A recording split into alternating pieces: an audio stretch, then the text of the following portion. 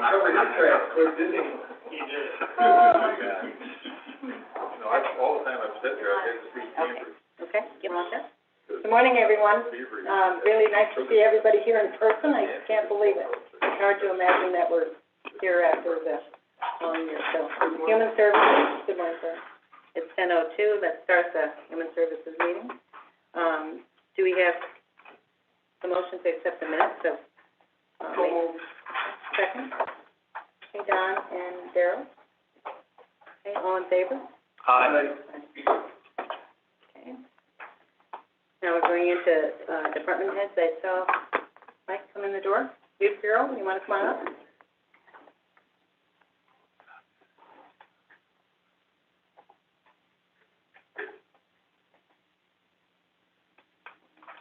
Good morning. Good morning. I'm sorry. You're logged in there, so. That's all right. Those are playing home game. There you go. Yes, AC will do That that. could have waited. Remote. Suffer with the rest of us, my friend. And the camera dad's 20 pounds, by the way, for those of you watching at home. Rare form over here. Hopefully you see right up his nose. Oh, thank you. Nothing to think about up here. All right, good morning, everyone. First point of business I have is I'm asking for a resolution to reappoint a few members of the youth board. They include J. Anthony Jordan from the town of Jackson, Kathy Jo McIntyre from the town of Granville, and Chris Neslick from the town of Hartford. And same resolution if you would appoint Brendan Chenier from the town of Granville, Drew Carson from the town of Kingsbury, and Kaylee Oster out from the town of Kingsbury, and Emily Powers from the town of Granville. I have a resolution right here. So moved. Okay, and Lisa, do we have a second? Jay and Don? Okay, all in favor?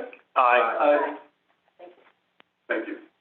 The second point of business, a few months back, I brought to the board that I was approached by the state to explore the opportunity of merging youth bureaus in Warren County. So I met with their commissioner of PSS, the youth bureau, is located, and his staff, and put together, with permission from county administration, to put together a scope of services if we were to merge, and with what the anticipated costs would include.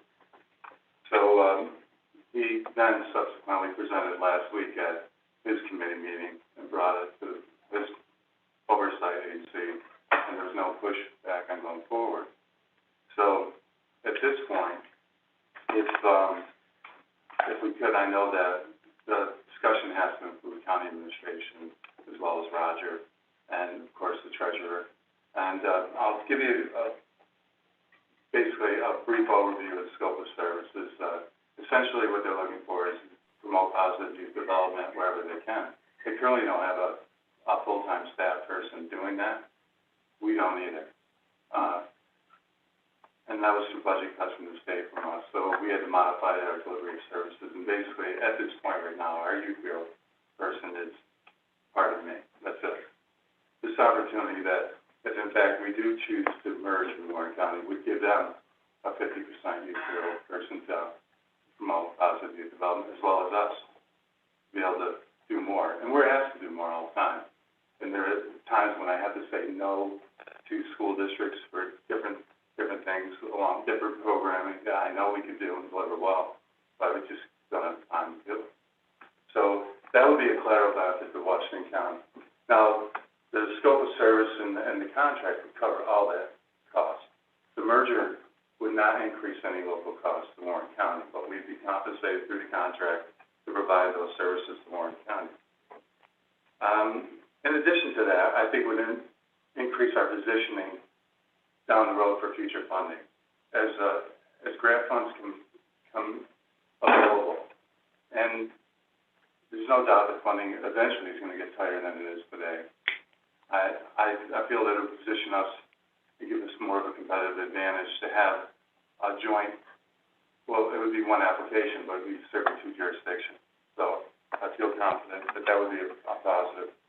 And lastly, in 2008, when the state cut 50% of our funding, I had to bring to the board and I know I had to stop the youth leadership forum because that was a joint venture between Warren and Washington County, where we brought all the students together and we showcased the asset that we have in SUNY Adirondack. But in their day, the whole event was youth planned.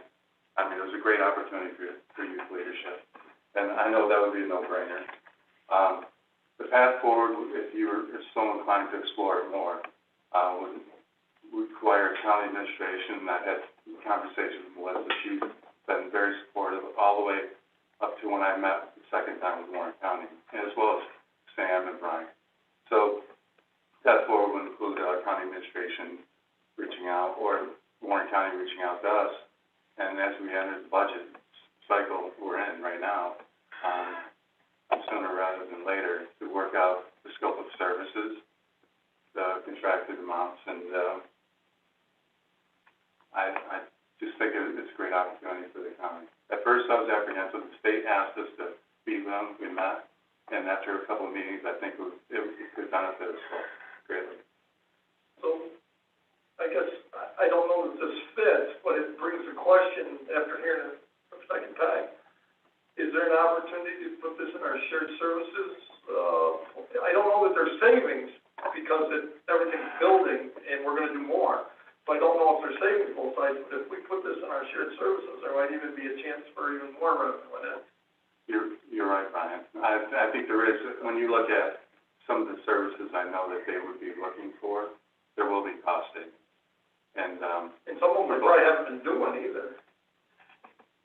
So I mean, there's probably gonna be more services provided with some savings inside. I agree. Okay.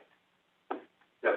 With the agreement, if it goes through, would you hire a full-time youth services person? Yes, I would have to. So, and that's a very good point. I would have to, and that would be at a grade 14th. It's on the salary schedule, youth program coordinator. With Fringe, I figured it would cost approximately, well, very closely, 50% Fringe, $63,000. The dollar amount that we gave Warren County at the second meeting was $105,000 a year. And if they structure it right, they'll probably get close to 60% reimbursed. Warren County would through the state for the merger. But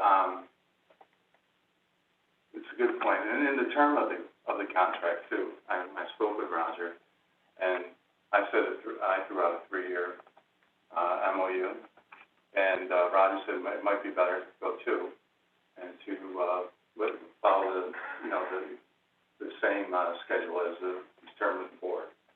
So all that's to be discussed, but there is that cost. Now, in the past, I've been asked, well, what if in 2 years they decide not to continue the agreement? We have a staff person. I'll bring back to you a plan we'll have enough data to audit and evaluate whether it's worthwhile. I'll work with other departments to identify revenue if it meets our needs. But the person that I would bring on would know that this is a 2-year trial, and in fairness to them. So you could hire it, would you hire it a 2-year term position? It would be No. No, go ahead. it would be a civil service competitive position. Mm-hmm. So the person would, once they're appointed permanently, would have rights to the position unless the position is taken out of the staffing pattern, and that person could be let go. Salary and Fringe, though, would be covered under the contract. Yes. What stage is Warren County at on this? Have they discussed it at the board? Have they had a committee meeting? What's their temperature over there? I reviewed their meeting, and it was presented. It was, the commissioner was clear on what he wanted to do, and there wasn't one question. Okay. That could mean one of two things. Or 3. I'm sure. Yes. You've had direct contact with state representatives on this matter? Yeah. Well, the state actually was the one that contacted me and said, would you consider meeting with them? And I went to Sam and at that time Melissa wasn't on board, but Sam said it's something that you're okay with me doing, and he said, sure, explore it.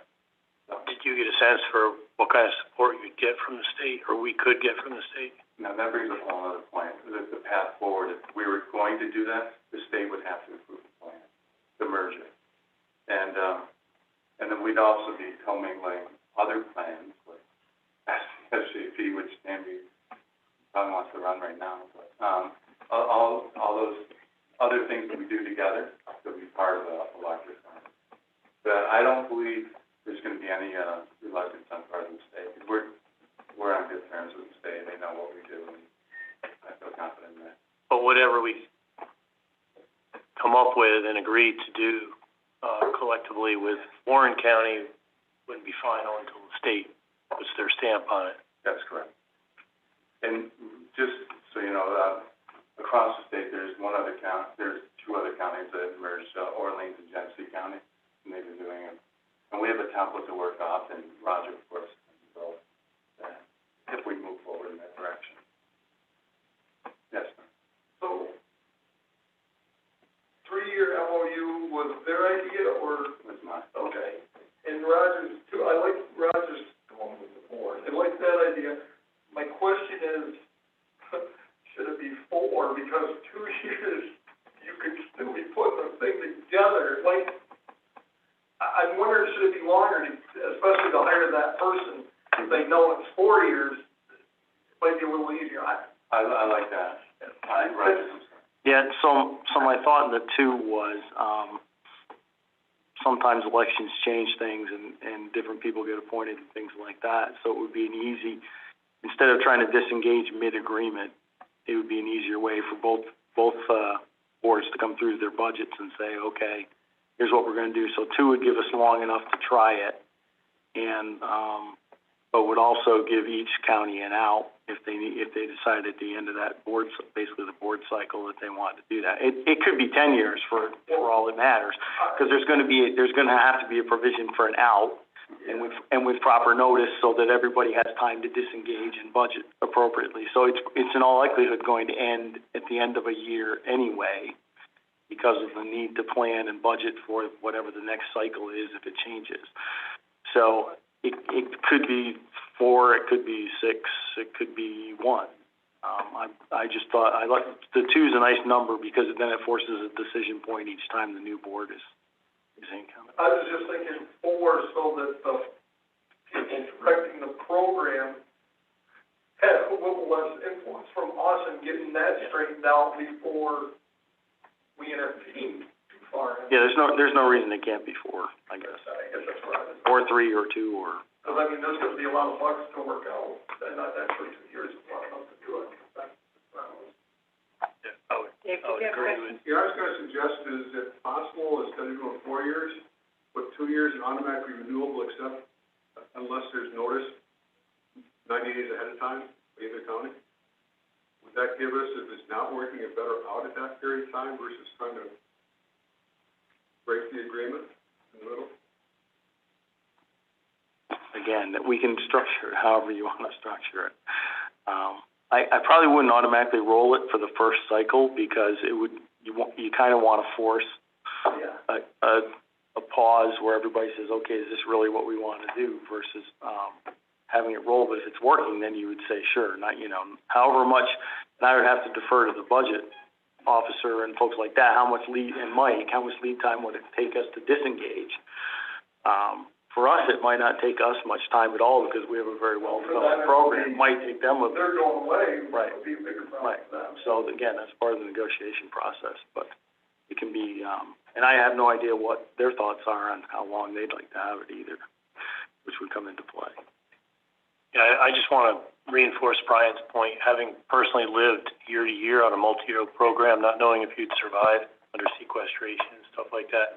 Very difficult to manage, and it adds a lot of stress to the workforce when they're year to year, not sure what's going on. So, what makes sense in the grand scheme might be a more than a 2-year period, but that's just my 2 cents. Appreciate it. And as Melissa said, as far as the workforce is concerned, you have to remember that the person's being hired into a job title. Do you have others of that job title? No, I Okay, vacated it. The way to get rid of is not, the way that person's employment would cease is to eliminate the job title. If there are multiple people in that job title, then layoff and seniority rules would come into play. So the person so let's say we get 5 years down the road and we want to get another one of these folks for another program, if they're in the same job title, it's not, well, you're on that program, you're out. The civil service rules would apply to whoever's in the title at the time. And we have these discussions every time we do this about, we hired this person for this job, but then we hired 2 more of those people to do other jobs in the same title. It's like, well, that guy's not going when the program's done. The person on the bottom is going when the program's done, but everybody shifts accordingly. Does anyone have any more questions? And do we need to, make a step forward in finding out what the next steps are? Well, I think if you want to authorize negotiation with Warren County, Mike just didn't want to get too far down the road, number one, I think was his first concern. And number two, have it publicized to a certain extent. And the last thing any of us as staff ever want to do is have you guys read about it from or find out about it from somebody other than us, and then wonder what the heck we're up to.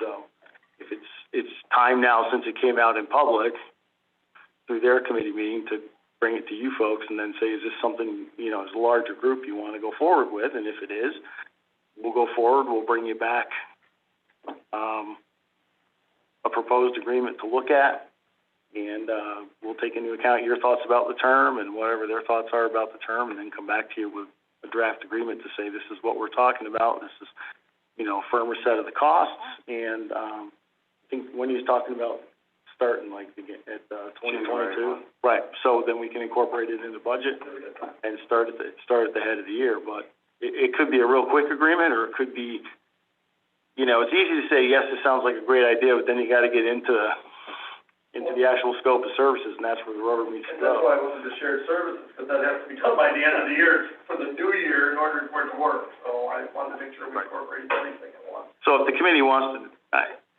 I don't know if we need a resolution or just an expression of interest, but if it's something you want us to go forward with doing, then indicate your approval to go forward and do that, and we will certainly do that, subject to, again, the final agreement having to be voted on by the board. Sarah? I'd like to make a motion to allow you to continue developing the plan and bring back a more fully developed plan with the structure, shared services, associated costs, something that we would have with enough fidelity that we could have an understanding for the budgeting process.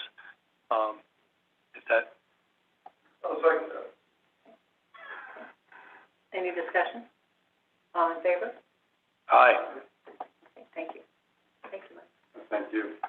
I'd like to say, recently on a state association call, youth bureaus across the state reporting that Department of Health is actively going out in some areas and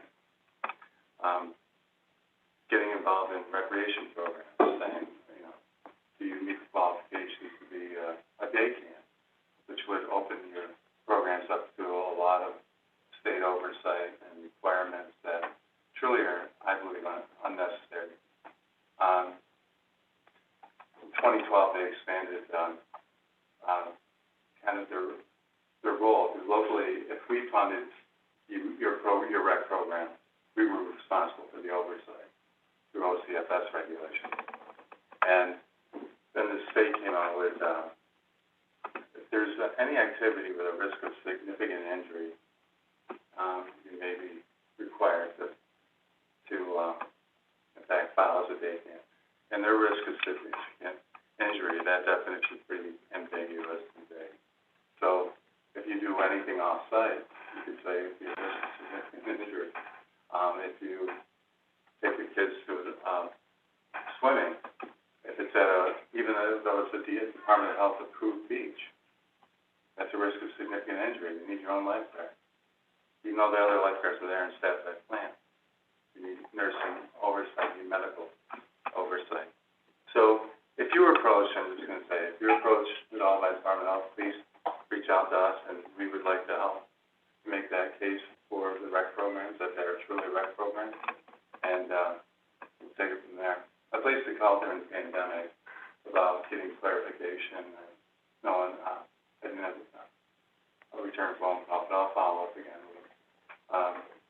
but it can be quite expensive, and it basically you shut down smaller rec program. That's big. It's hard to meet all the standards that they have. So there's that. On the other part, I'm with your rec programs. If you have any staffing for, say, CPR training, let me know. We'll get them in as quick as possible. Make sure that you guys are operating in standard. The other thing that the Department of Health's been going on, and the comptroller for that matter, asking whether or not any of your staff that you use for summer rec have been cleared through the sex registry, which we can do through our office at no cost. So, if you find that you haven't done that background check, by all means, we'll need a form filled out, and we do that in collaboration with the Sheriff's Department, so, all right? And, the last item I have is, as we're preparing for the budget, I've had conversations with Danielle and with Melissa about really addressing something in my department that needs to be addressed, and that's people working out of class for the work they do. If someone takes a civil service test and they come in as say grade 13, and their job is to go over to the jail and screen inmates, make recommendations to the court, and all that. And so then voids pop up in the community, whether it's youth related or community related, and the office and the staff has been agreeable to get the extra training and certification required. So, for example, in one community needed water safety instructors to certify their swim program, so the Department of Health didn't in fact come in and find them.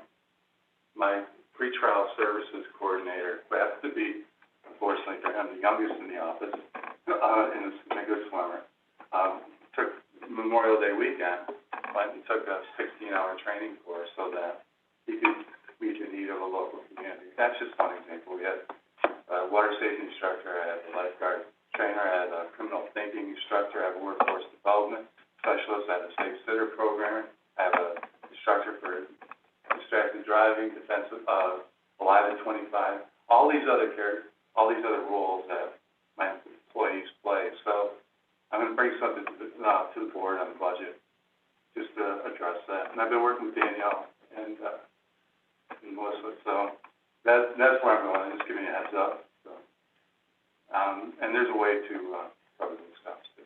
So that's really all I have. Is there anything else? Questions?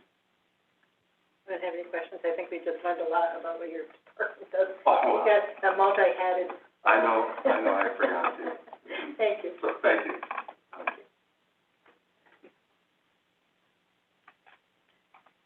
Okay, so we're going to, I saw Gina. Are you ready to go next, Gina? Sure. Yeah. She's not even on. Oh, she's not public health. I'm sorry. You're not. I am so sorry. I'm so sorry. If you want to come up, you can. I'll revert back to you. Thank you. Gina? KJ? Thank you, Debbie.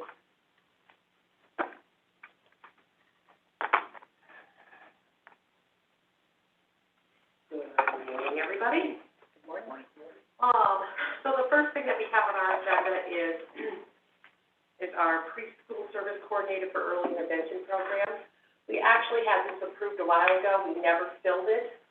Then COVID hit, and our services are picking back up again. We actually are expecting a retirement possibly next spring. So we'd like to be able to reach back out and get that position filled. Like I said, it's already been approved. It was a new position, but it was previously approved. We just want to be able to start the process again and do that. Okay. Thank you. All in favor? Aye. Next, just a little information and stuff, it's the ELC funding for schools, and that's the epidemiology and laboratory capacity funding for schools. That's essentially the state is, we're getting monies and stuff to help the schools for, to do the testing in the schools come fall, whatever those requirements may be. Unfortunately, we have no requirements. Our work plan and budget was actually due on Monday from the state. They've actually contacted us as to where our budget is, and we still had more questions. We've had quite a few meetings with the surrounding counties and everything. we're trying to all figure this out, maybe do something so it's collective together, so we're not in the same mess that we were in this past school year of each county doing something different and everything. We are looking towards actually using that money and contracting with either the schools themselves as to if they already have a laboratory service in place that they're contracting with, or we did have a meeting yesterday, with a company that does that. Essex County is presently using them. It is, it's in relation with Upstate Medical and Quadrant Biometrics.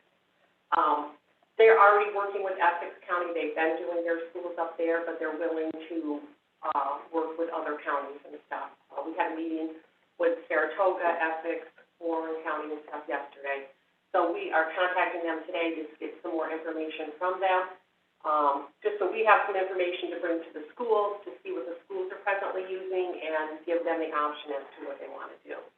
But that's just some information on that. It's tons of fun, lots of money and we're able to keep 15% of it for administrative costs.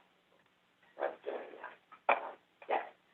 Just wanted to add, if you decide that you'd like to go with that company, you could come back to this committee and request the waiver.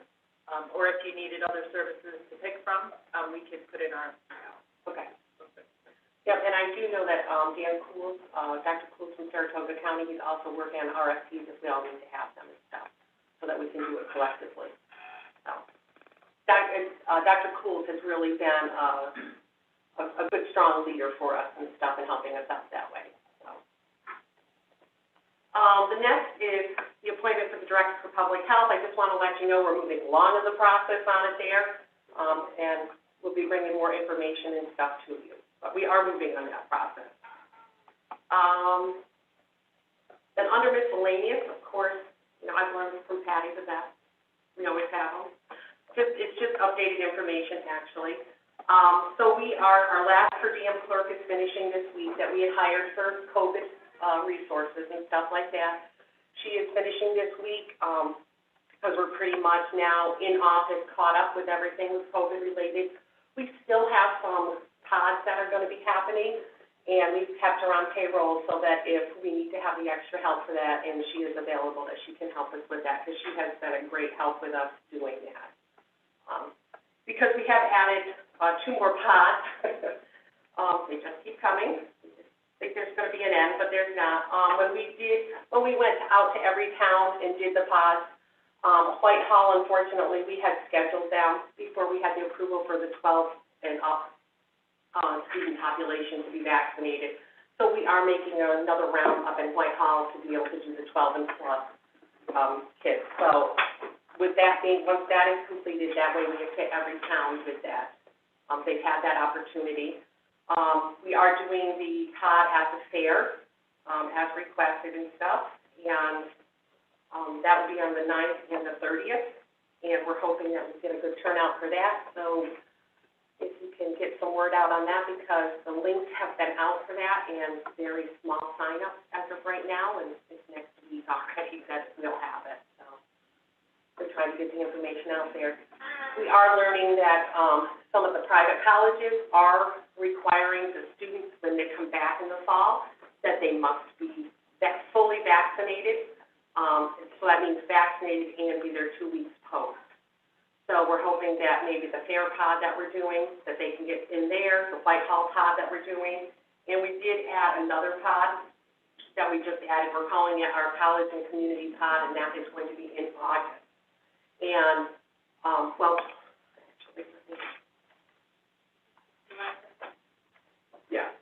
it will be July 17th that's going to be at the Burgoyne Avenue Complex.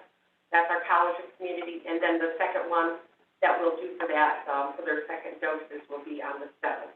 Those are both on a Saturday. We're going to offer the Pfizer and the J&J, so we can have walk-ins. We're hoping that they will pre-register with the links that are going to be out there, for that one. But that way they will be fully vaccinated before most of them start back to college. And just an update with our vaccination clinics and stuff with the expiration of the executive order, 202 and 205. the paramedics through their community paramedicine program is still valid, so we are still able to use them. So, that's been a great partnership. Is there any guidance as to whether there's gonna be another round of shots, like at a 6-month interval or 12-month interval, when you got? Not yet. I mean, I kind of expect it to be or something. Yeah. Actually, some of the things that we've heard lately is that, they're finding that the efficacy is really good for 250 days, so that's almost a full year. So they're thinking that they may not start them again until maybe when they started them before. And will there be an interval between, like, flu vaccine and COVID vaccine? That you can't have them at the same time? No, actually, right now, they have given the, before it was, you could not get the COVID vaccine within 2 weeks of any other vaccine, but that's been lifted. You can have them all together and stuff. So we have not heard anything different, that that'll be different for the flu shot. And I don't know, I haven't heard anything that they are, working on maybe to put it in conjunction with the flu shot or anything else. So I think what we have heard is what they're trying to do is just like with the flu shot is that, the COVID shots will be going to the providers that presently do them. So like the pharmacies, the primary care docs and things like that. That's who they're hoping to push them through because I think they'll get a better uptick for that.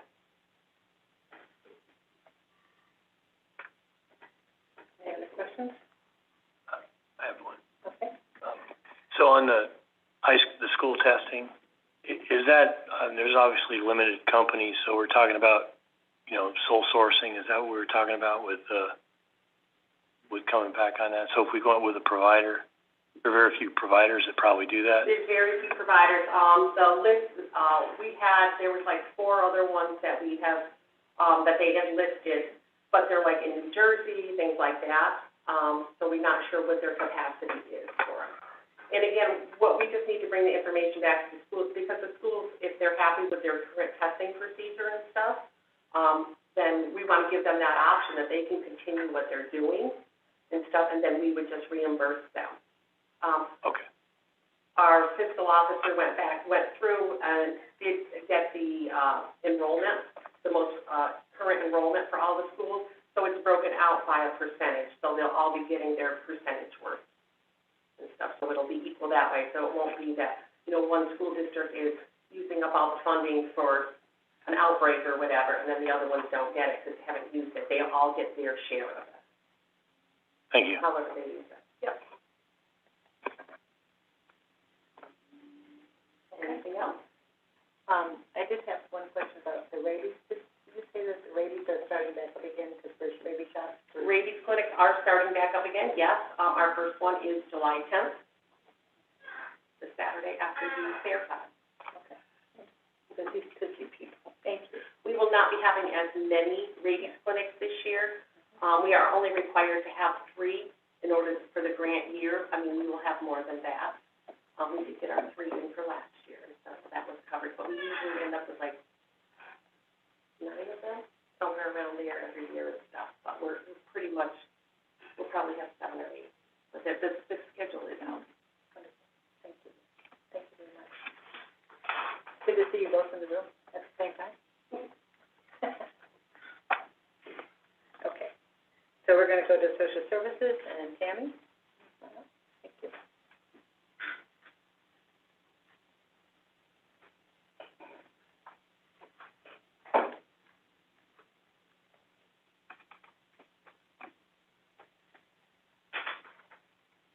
Good morning, everyone.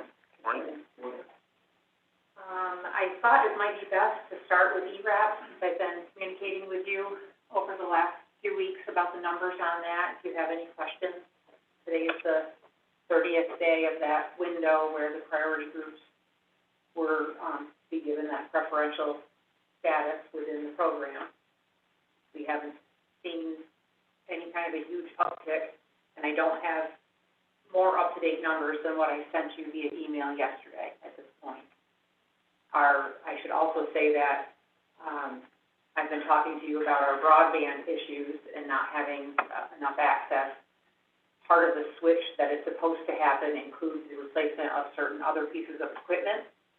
And the best that I could tell, with the most recent information I received through, ITS from the state, is that they were going to be here next week to do that work. Today, one of those pieces of equipment crashed completely. So none of our desktops work in our agency at this point. I believe our phones were down as well when I left the office. So we are operating on a shoestring, not quite a Dixie cup on a string for the phones at this point, but we're trying to utilize laptops where we can, asking the county for more if they have any that are available to be able to do our work on, using the iPads that we have and making a plan with workers if they're able to access our systems through their own computers at home to work remotely. So the update that I had this morning from Dave right through the IT department was that the best I could hope for was probably this was going to be a 2-day thing. He thought it could also be a week. When you throw a holiday in, you really don't know. So we're still doing ERAS, but we are now having to find other pieces of equipment to do it on as well. A couple of things. First of all, I thought your notes and your response of the supervisors have been great, excellent. Appreciate that. It was a great job. You know, you can't make people do it, but I thought the information you got out to us was great. And second of all, our last meeting this week, maybe you can collect all these off the test and because if you see them, It was expressed as being part of an issue that they were all here. You couldn't be deployed to my office. I mean, if you really crash and you need, I would be willing to let that happen. I don't know about anybody else or IT or who's in charge of that, but I think they're here. I mean, there's 17 of them, so. I spoke with Terry this morning, and I believe her plan was to talk with Melissa. So I don't see you with a lasso in your hand to grab the computers at this point. I haven't spoken to Terry. Okay, well, return text. Maybe if you're really nice, we could all carry one down to your office, please. I'm not known for that, though. Okay. I would say to you that our numbers were on par with what they're seeing statewide, as far as it being lower than what we had thought. But at the same time, we really had no idea what to expect.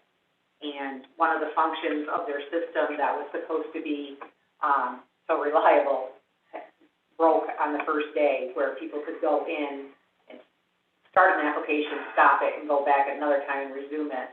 That function never returned through this month. So it's another complicating factor. The program will continue, but it's just that the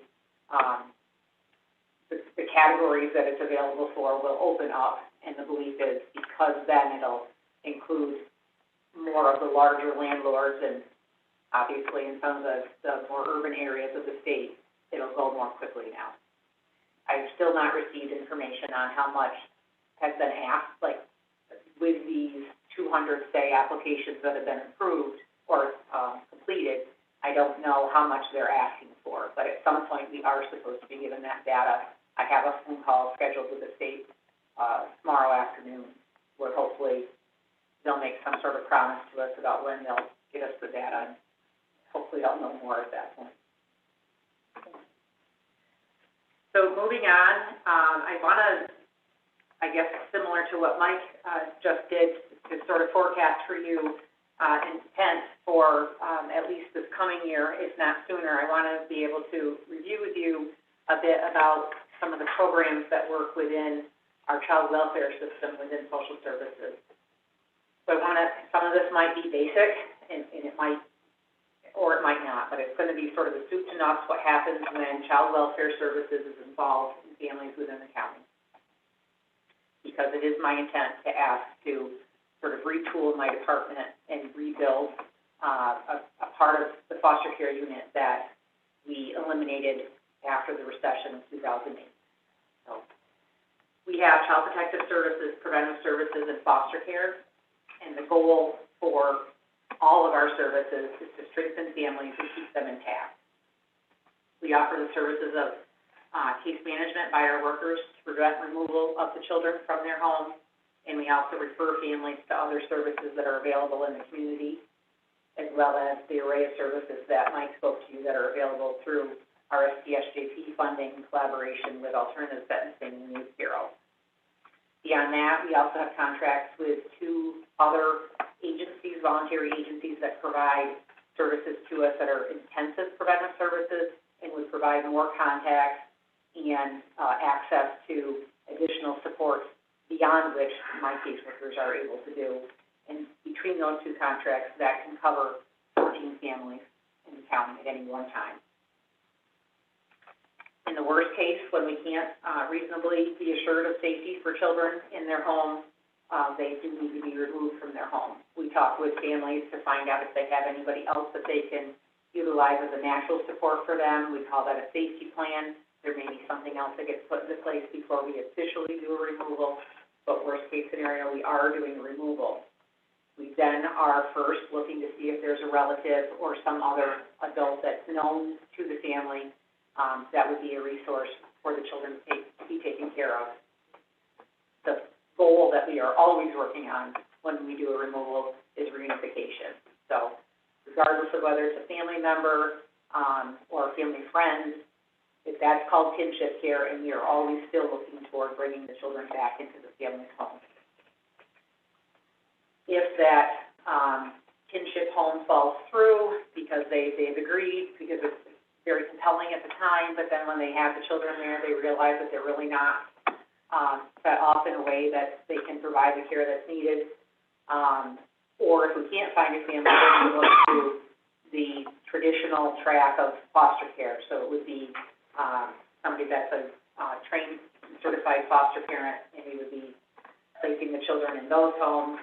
And at that point, our goal moves to be, it's still always going to be about reunification, but it's going to also be to try to keep them as close to their home as possible so that the continuity continues for them with their, say, their pediatrician, any other services that they have, and certainly their school district. We also will always be working to keep siblings together and trying to prevent them from being placed at a higher level of care. So there's family-run foster homes that are obviously in the community. It's what most people's image would be of foster care when you think about it. And then there are group homes, which is a higher level of supervision, and it's viewed as being congregate care. And then there are residential treatment centers that are like group homes, but larger and more staffed. So that's the way that the continuum goes for that kind of care. And it becomes progressively more restrictive and progressively more expensive as those levels go on. So I had checked the stats recently when I was trying to quantify this, and at that time we had 46 children in care. I think our number is still the same. We may actually have had one child get returned home within the last week or so. So thereabouts, we had 46 children in foster care. 14 of them are free for adoption. 6 of them are in pre-adoptive homes, which means 8 of them right now do not have a pre-adoptive placement to look forward to. 26 out of the total 46 are in family-level homes within Washington County. 10 more are in family-level homes outside of Washington County. And 10 out of the 46 are placed in those higher levels of care, like a group home or a residential treatment center, and all of those are outside of our county. The problems that I see within our current system is that we do not have enough family foster homes in our county. The current locations of where our children are outside of our county range from Rome to Brant Lake to Long Island. Our caseworkers are required to go see those children and their parents at least once a month. They're also then arranging for visitation between the children and their parents, which typically the parents are still in Washington County. So it's a lot of transportation back and forth, as well as having potentially to switch their school district and all of the other sort of contacts that are necessary at that time. The homes that do take the placement all too often have multiple children from multiple different families, and that creates another stressor on them. If you have your children in your home, there can already be stressors. If you have your sister's clan come over and they're there for a few nights, that adds a few more. If you brought in somebody else's and added them to your house, whether we're talking groups of 2 or single children or whatever, it brings in a lot more that you need to balance, and it gets very difficult, particularly with these children that have, generally speaking, a higher level of needs or disabilities. That leads to, all too frequently, it leads to one of those homes telling us that they can no longer take care of those children, and now we need to find another home for those kids. And often when we find ourselves in that situation, it happens repeatedly. Rarely do we just have to switch them once. It usually ends up being that those children have higher level of needs. It might be that there's 3 kids, and one of them is very needy, but we're moving all 3 to keep them together. And that results in more trauma for the kids, more moves. Eventually, what will happen in the worst of those scenarios is we end up separating the siblings, and one child or 2 children, whatever, that has a higher level of need, go on to then the group home or a residential treatment center or something of that nature. So an added stressor to all of this is the fact that the federal legislation called the Family First Prevention Services Act is set to be implemented in New York State on October 1st. It's been looming for 2 years. I've mentioned it in different conversations that we've had, because New York State asked for and was granted a two-year waiver for the implementation from what was initially intended. The Act makes significant changes to Title 4E of the Social Security Act. So, yes, is that the right terminology? Social Security Act. I'm used to saying social services. The intent is to promote interventions that keep children safely at home with relatives or in the child's community whenever possible. Things that I've already told you are our intent anyway. But it changes the 4E eligibility and claiming requirements that right now that funding can only be drawn for children that are in foster care, and what it's doing nationwide is opening it up to allow for the funding to also support preventive services.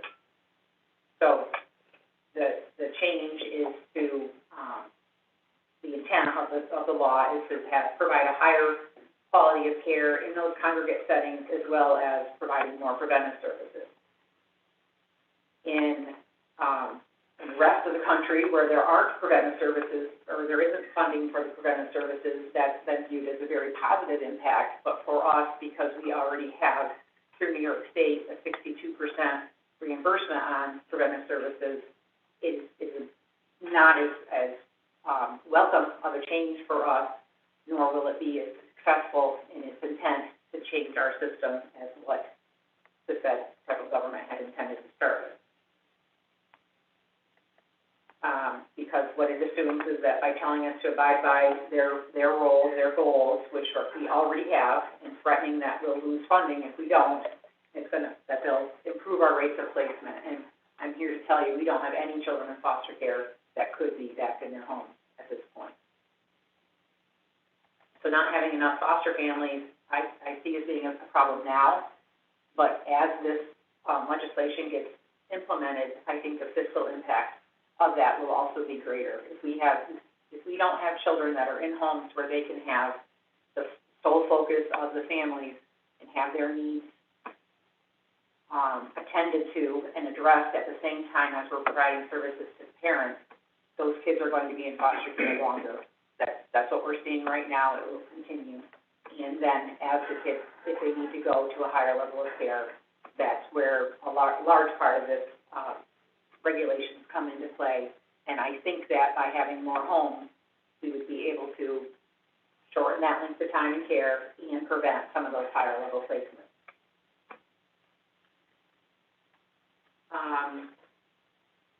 So since 2008, I mentioned that we had part of our unit had been, I don't remember the terminology that I said at the time, but we cut back the size of our foster care unit and eliminated our recruitment and training and licensing of foster homes. And so we have since then relied solely upon outside providers that we utilize. They are the ones that do the recruitment, and they're the ones that access the homes for us when we tell them we have a placement. We've been doing that since 2011.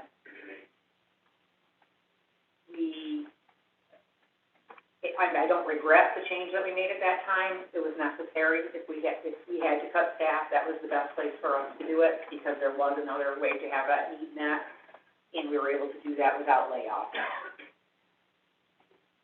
But what I'd like to do now is to rebuild our internal system and start recruiting and licensing our families again. I'm not saying that we would not use the other providers that we are currently using. We will still need to use them, but I want us to see if we can recruit more additional homes and have us be the direct communication with them, as opposed to having that communication go through that third party for us. I want to also control for when we want one child or one family group of children to get the sole focus. I want to be able to control for that by not putting other children in those homes. And right now, we are not able to do that. So I do want to be able to rebuild that program, and that's something that I will be asking for in the budget. I believe that there will be conversation about it prior to then as well, as you move forward through some meetings that are coming. And I would also say that at this point, you know that we have not filled positions. So while I don't have the positions to right now stand up what I'm asking to do for foster care, I do have enough other vacancies that we've been carrying throughout this year that have resulted in at least $240,000 unspent dollars at this point in our personnel line. So if there is any willingness or appetite for us to make changes prior to the budget season and the start of next year, that is something that I would like to have considered. Do you have an idea of what the amount of people the cost was when we abandoned the program? I don't know if that's the way to say it, but. How many people did we cut? How many people were involved, and does it need to be the same magnitude, a different magnitude? One of the other things that I would openly say is that it wasn't an area that we were well equipped. We weren't competing with the other volunteer agencies. So the number of people we had at that time, I think we need more than that to support those homes and to do the recruitment and get the training. So it's a total rebuild. You're not going to follow the same plan. You're going to. Yeah. Okay. If we're going to do it, I want to do it right. Yep. Yeah, let me ask this question. And thinking about the rebuild and thinking about the steps of foster care to group homes, to residential, therapeutic care, and all those different steps, this past year, all of those different areas are probably taking a hit. Yes. Yeah. So that's the area that money was taken from and used to other places, probably. To some degree. There could be a rebuild throughout those step systems? There is going to be, you're absolutely right. So another part of this legislation, is the voluntary agencies that we place with are going to have to go through new certification, and they're going to be called Qualified Residential Treatment something, they're QRTP. The requirements for those agencies to become relicensed through the state to get that certification and be able to draw down that funding has just been released. So all of those agencies statewide have just been able to, starting June 1st, access the system to upload their information into and express an interest to become qualified to provide the QRTP service. Right now, what I've been told, responding to the survey of these providers, that there are 8 providers that will be willing to serve Washington County. And prior to that, we've been able to refer statewide. So the state is saying they will continue to also have licensed residential treatment centers that are not necessarily the QRTP, but we will not be able to use the 4E funding for the placements in those facilities. So they are looking to diversify, they're looking to what else they can do, more preventive support services, and that sort of thing as well. There's a massive rebuild happening. Is there any of those 8 providers local, or are they in Buffalo and Long Island? I haven't seen the list. My guess is, yes, that some of the ones that are in this Albany area have also put in CQRTBs. through my, work with the New York Public Welfare Association, I've also been part of conversations with the association that represents those agencies, and we are having ongoing discussions about what both systems need, what we need as departments of social services, as well as what they need to be able to stay providing those services. And we're just at the very beginning of having those talks, but I think it adds a whole other level of support to the needs of the children that are in foster care now that we have them done. Thank you for looking ahead. Thank you. Greatly appreciate it. One last thing that I want to say that's related to this, before a child can go to the QRTP, the state is requiring that an assessment be done by a QI, which is a qualified individual. The state has spent all of this time to come up with what those qualifications are, and they've released that this year. They allowed for people to apply to be listed as an approved provider of that assessment services, and they provided that to us now. We are still waiting for a model template or a model contract to be released by the state for getting that service in place, and then rate setting is a whole other matter. At this point, both myself and the Commissioner for Warren County are talking with Rob York from our Office of Community Services about staff within his office meeting those requirements and being able to provide that service for us. Because it is a very short timeline that's required, and if you don't meet that timeline and a child goes into one of those QRTPs, we're going to lose our funding for that placement. So my feeling, and I believe of my counterparts, is that by having someone who understands the importance of that funding and the importance of child welfare for our counties and meeting the needs of our population, do it directly for us, that'll be the better way to do it. I think that the capacity levels will relatively match what our capacity will be of having these assessments done as well. But we're having those conversations. That will probably be something that Rob and I come back to this committee with as well for more direction on how you want us to arrange that relationship. And that's all I have. Does anyone have any questions for him? Just have a little additional information. Apparently, IT is currently working on the issue down in DSS. These laptops will not do them any good, because they don't have the data counts on them. So before everyone runs down with their laptop, just wanted to let you know that. Thanks for thinking of it, though. Just give them some pencils, it'll be fine. I had to prepare my notes today with pen and paper. It was not comfortable. As usual, the road to hell is paved with good intentions. We can't even print anything right now, so, thank you. Oh, we're saying thank you. Yeah, oh, yeah.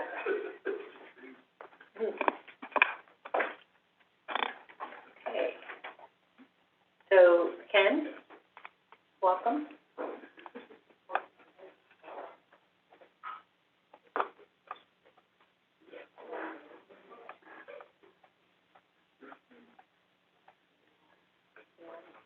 Hey, everybody, thanks for having me.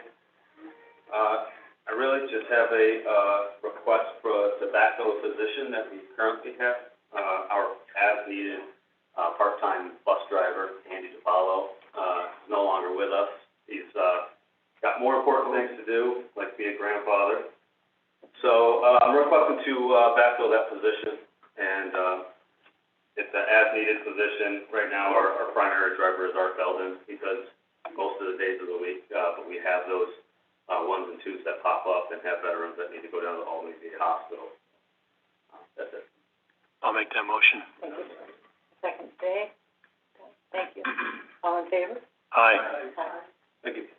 And the last thing I wanted to mention is just quickly plug the Adirondack Peer-to-Peer program and just a few events that we have scheduled this month. We have a couple pizza parties, one July 8th, that's Swickton and Fort Edward. We have another pizza party at the end of the month, July 27th, and that's with Hicks Strong. This is Matt and Jody Hicks. They are the parents of a veteran who passed away in service, and they're a Gold Star family, and they have an organization where they create mugs and try to raise money for families in positions such as themselves. July 10th, we actually have a weekend rough march up Pilot Knob. If, anybody has any veterans that are interested, then, please contact Nicole Trottier. She's the peer-to-peer program coordinator. They can contact my office or the Warren County office as well to, try to get into those events, because they are, some of them are limited. But, that's all I got. Any questions? Any questions? Thank you. Thank you. Thank you. Okay, so now we're going into other business. Does anyone have any other business? Sam? Gina, do you have? I do have a couple of miscellaneous. Yeah?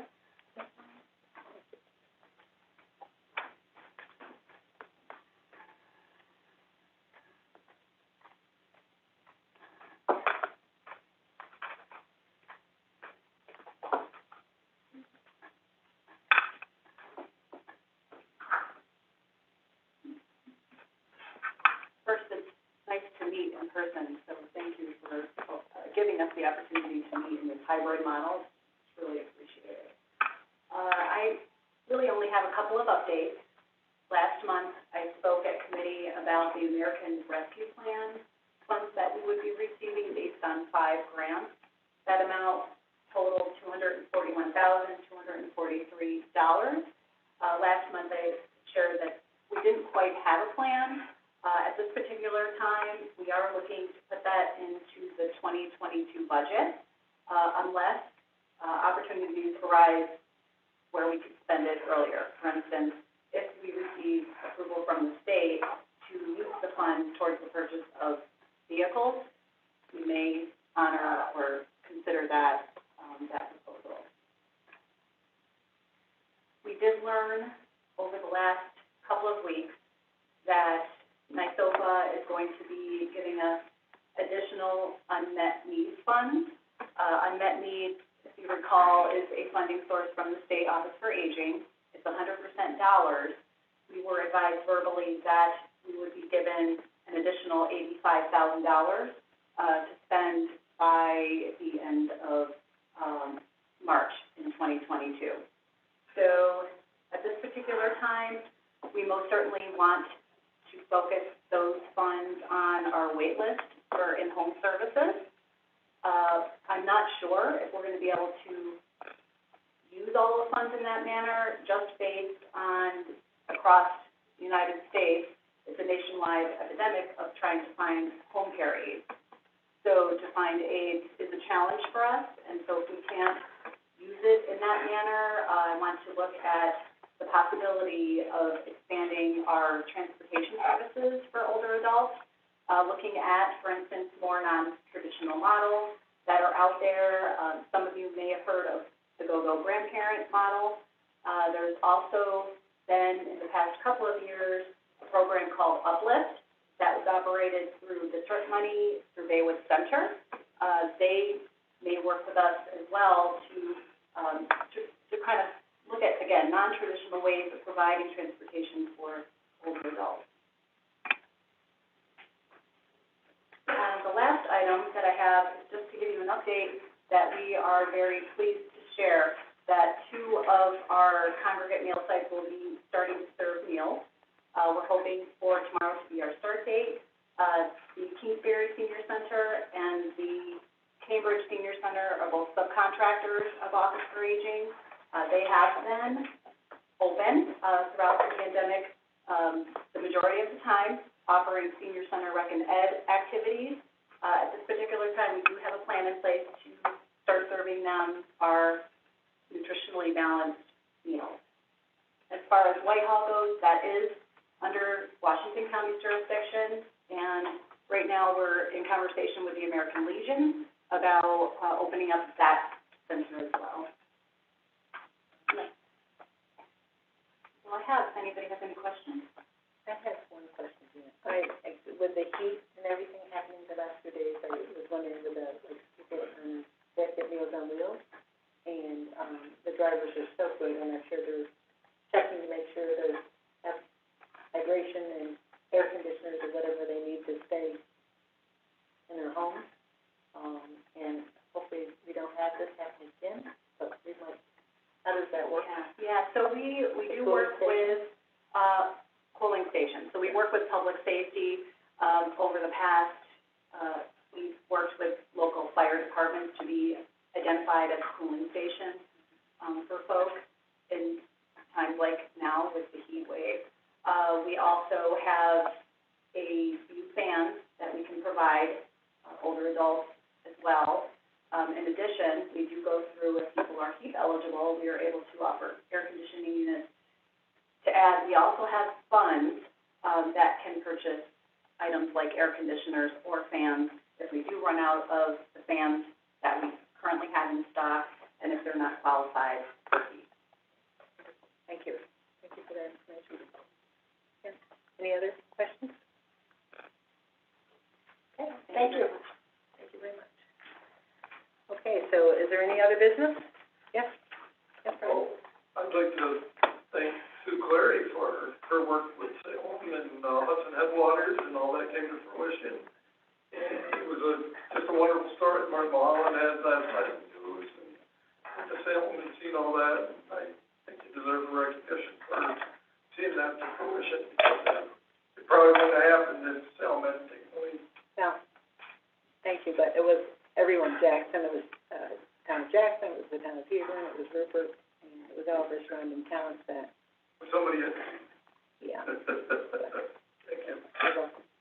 So, more to come. In the meantime, the staff there is excellent.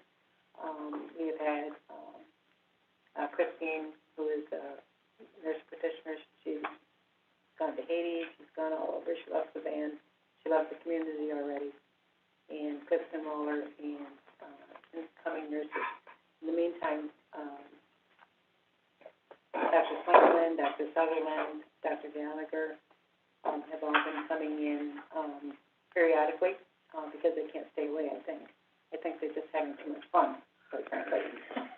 And so, it's been a wonderful exchange with Hudson Headwater, and, there's, stop down and see them, and they would love to walk you through and, set up patients or anybody else that needs to go through DSS or Office of the Aged.